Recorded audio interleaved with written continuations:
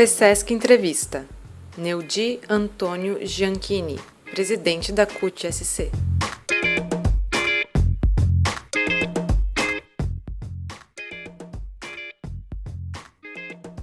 As principais bandeiras da CUT para esse ano de 2014, como é um ano que tem eleições gerais, Copa do Mundo, plenário estatutário da CUT, nós temos que focar em alguma coisa que a gente tenha ganho para os trabalhadores.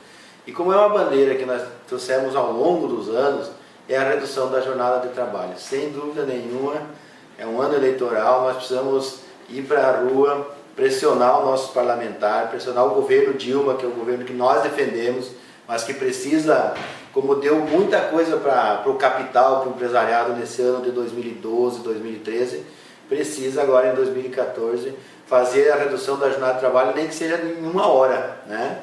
Ou então o fator previdenciário, que é uma outra luta que nós estamos aí fazendo.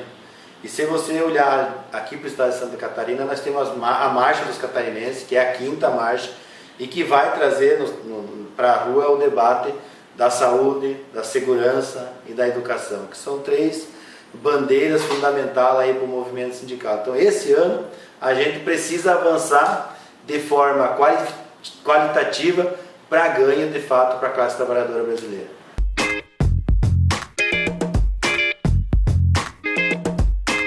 Então, com relação à redução da jornada de trabalho e o acordo que aqui em Santa Catarina aconteceu no setor do comércio e serviço, que foi um acordo com o Ministério Público do Trabalho, um TAC que o Ministério Público do Trabalho fez com a Berlanda, para nós é inédito, porque nesse setor é o setor que mais tem trabalhado, tem pesquisas que nós já fizemos que trabalhadores que trabalham de segunda a segunda e que trabalham mais de 50 horas semanais. Então é o primeiro nível do Brasil que sai. Porque em outras categorias a gente já tem, desde os anos 90, os metalúrgicos de Porto Alegre, por exemplo, já trabalham 41 horas há muito tempo. Os metalúrgicos do ABC trabalham 40 horas há muito tempo. O metalúrgico de Curitiba também. Tem vários outros segmentos, pega na área de saúde, já tem trabalhadores trabalhando 36 horas.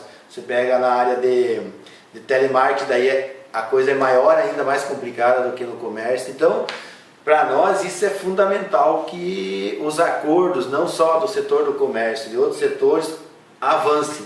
Porque uma coisa é nós conseguir na lei com o governo ou com o Congresso, com o governo federal. Outra coisa é a gente fazer os acordos coletivos, que também são válidos, né?